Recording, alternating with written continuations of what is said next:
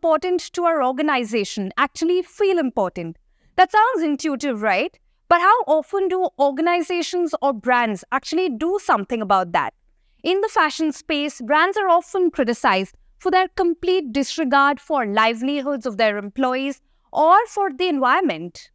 But recently, when A-lister Selena Gomez was spotted dressed by an Indian designer, what was most noticeable was that the outfit carried the motif of an Indian karigar. That's Rahul Mishra for us. Here we catch up with the designer to discuss all things sustainability, right from creating a sustainable brand to creating sustainable livelihoods for his employees.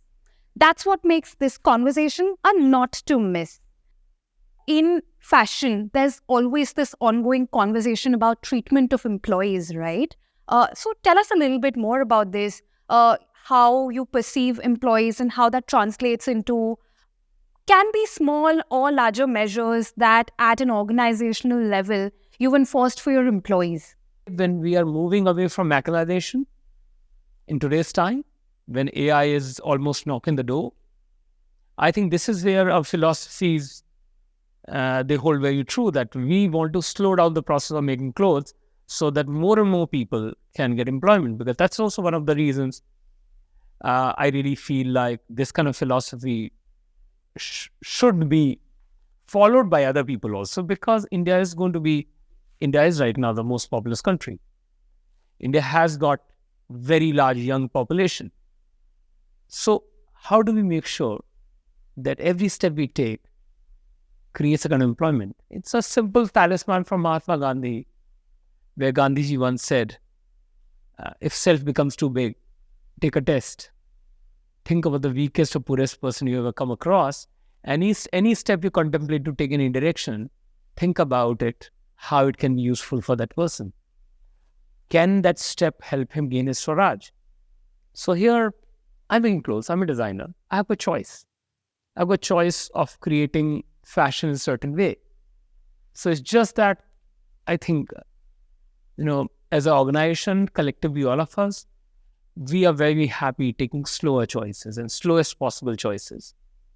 As an extension to that, I do have to ask you about another perpetual ongoing conversation in the space, that of sustainability, lowering pollution by way of, fewer fast fashion items. What's your take on all of that? I have to also share here, when you look at slow fashion, when you slow down the process, for me, sustainability can be defined in one single word. The magic word is rhythm. If you can follow rhythm of nature, if you can follow rhythmic way of doing things. So why we talk about sustainability? Because of industrialization. I think machines are creating and consuming resources way too fast. They're creating products way too fast. They're consuming resources way too fast. And somehow our consumption pattern, production patterns are going way faster than what nature can produce for us. Nature has all the resources to take care of entire world.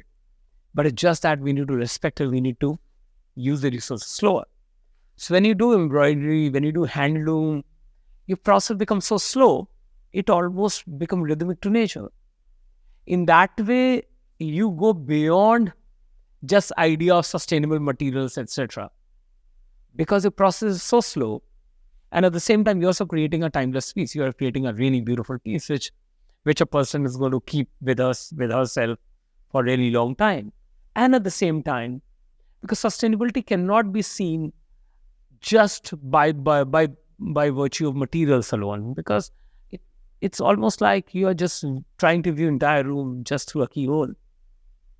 I think sustainability has to be viewed in multiple ways. When you think about in a country like India, where population is so huge, there's so many people to take care of. I think social sustainability, employment as an idea. So I always say we look at 3 E's as an idea: environment, employment, and empowerment. That is what, fashion or product design needs to do in our case. I'm curious to know how could one apply some of these principles or at an industry level or at scale? we've spoken about India's population, the fact that every consumer has a certain price point.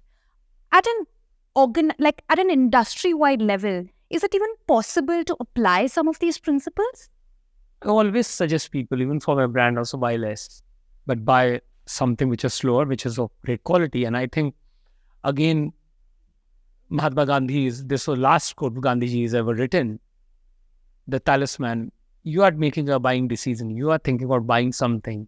Think about how it can help a person, not a machine. I think at the end of it, when we get we have two choices. One is more sustainable, more humane. So I think it's just about all of us. So I'm sure, even on a large industrial level also, there are certain things which has to be produced by industry. There are certain things which has to be done in that kind of faster pace and all that. But there are going to be always going to choose two choices. One is going to be more responsible, more sustainable. So this is something which I really feel has to be a matter of choice.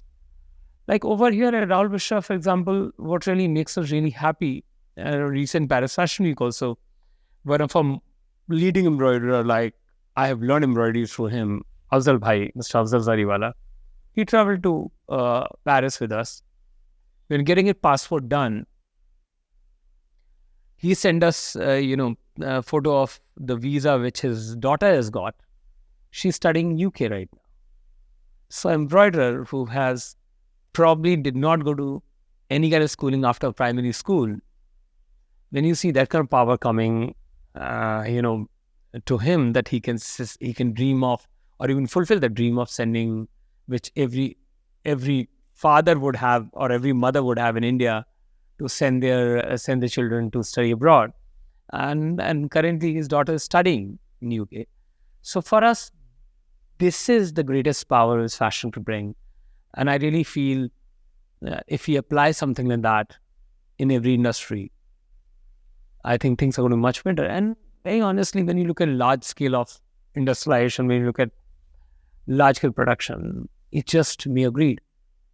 I think if we think about a solution for our problems, we need to bring, social ideas, profitability, accountability, everything together.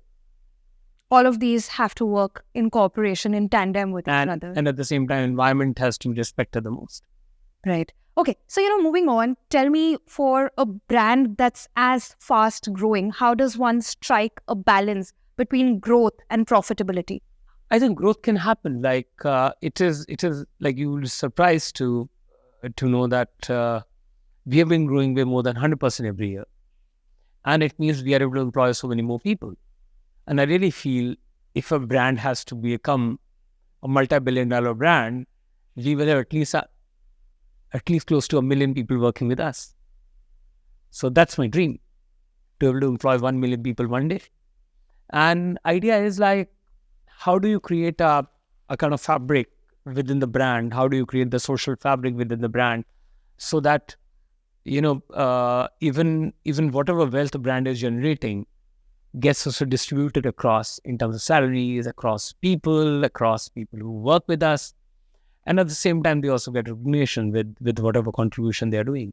Okay, so, you recently showcased at Paris, for instance. You designed for a different set of people, who might or might not share the same tastes, preferences, desires, or likes as your Indian audience. How difficult is it for a designer to cater to fairly different, audiences? I think design-wise, we are pretty simple. We are very straightforward. Whatever idea comes to our mind, we just design it. We create surfaces, we create embroideries, we create our shapes. Sometimes Paris Couture Week happens earlier, so we experiment on shapes over there, create our artworks with slow fashion.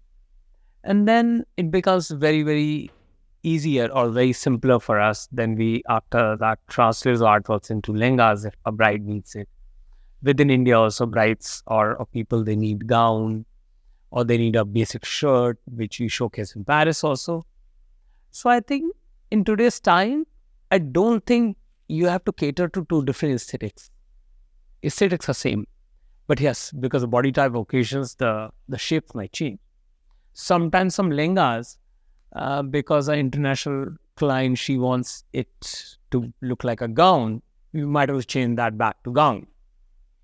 So this is, because we are a couture brand, we also develop a lot of things the way people want them. So in that way, it's fair to say that the brand ethos or sensibility is the same for globally. We don't change our sensibilities for anybody. But at the same time, we are very fluid in changing the shapes so that we are able to fit into the occasion of the person who, for any occasion, whatever they want to wear it for. So in that way, brand does have a very, very strong DNA, very strong signature. And that is what globally has been appreciated. And this is what is going to take brand, much more further in its growth, because we do have a very strong global signature, a very strong name for ourselves. And that has been built because of this aesthetics. So it can't change, from India to West or East to West or North to South. It has to be constant. Fair enough. Okay, so considering the pace at which India's GDP is growing, considering the pace at which, the number of high net worth individuals in India are growing, considering the opportunities that India presents for designers such as yourself, I'm curious to understand what is the rationale or what is the thought process behind wanting to go global, expand territories. What's the thinking behind it?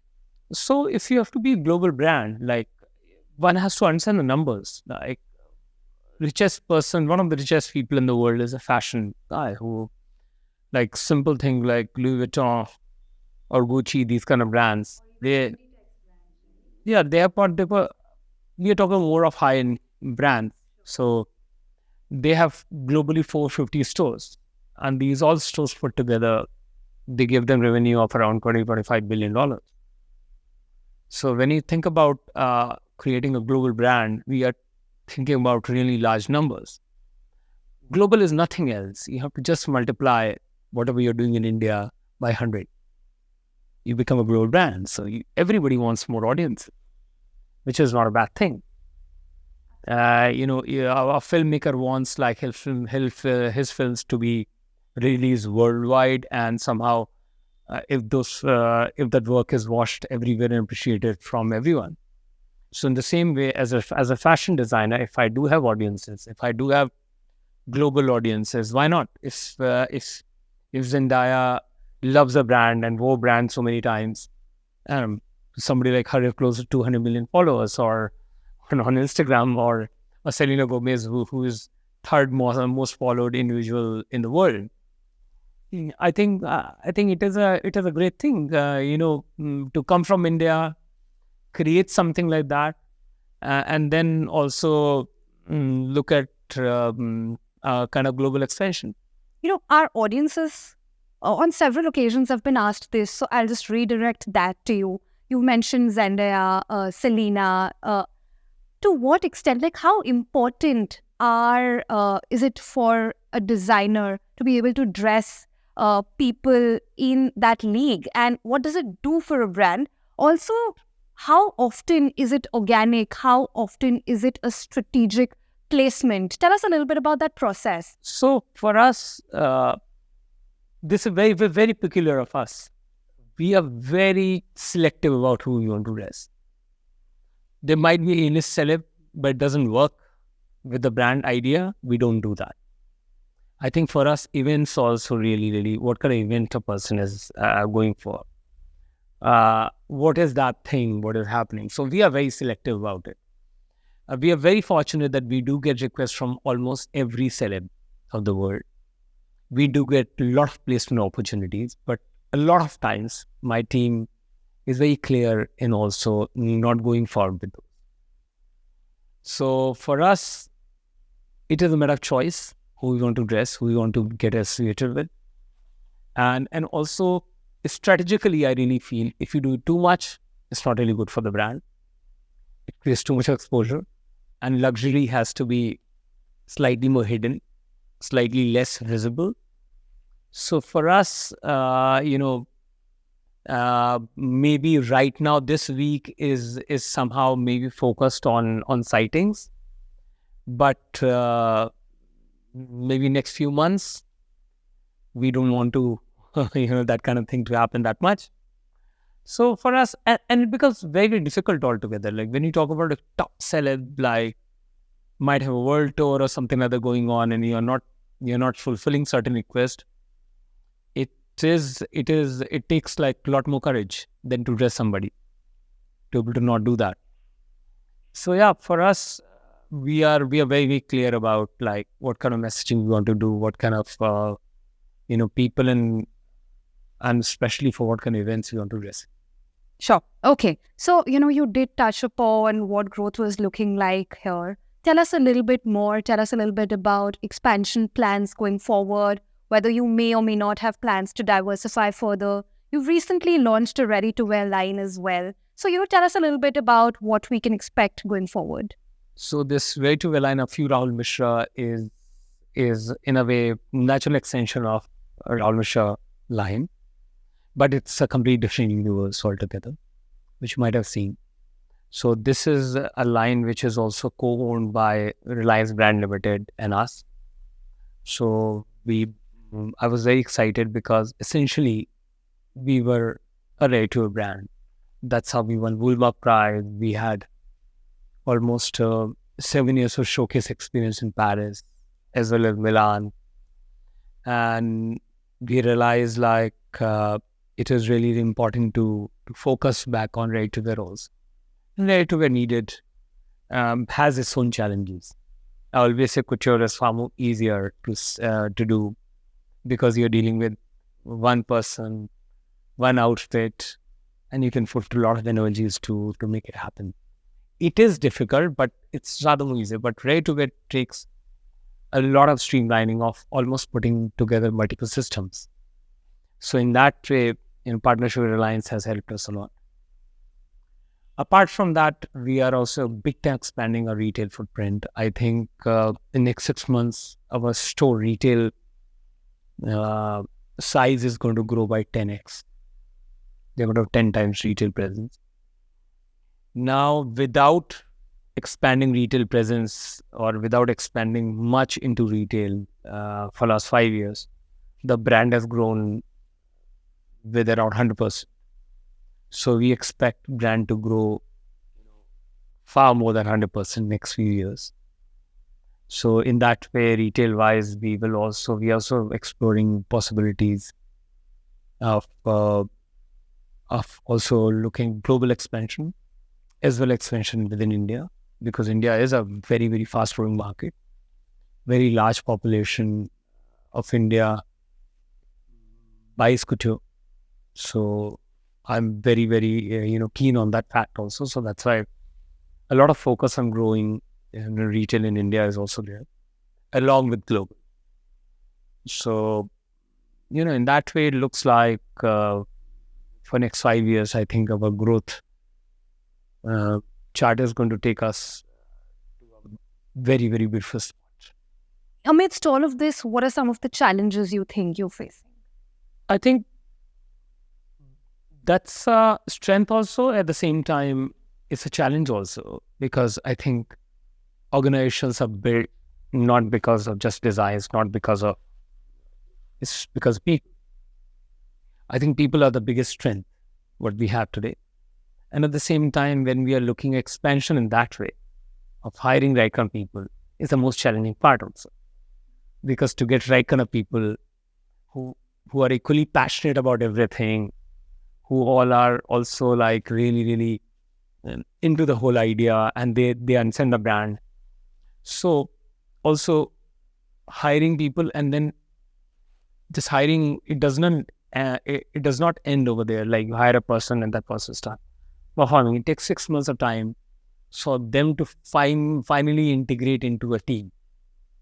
So building a team and increasing the team is always a challenging thing, and that's for the strength also what we have. And I have to also add one more thing.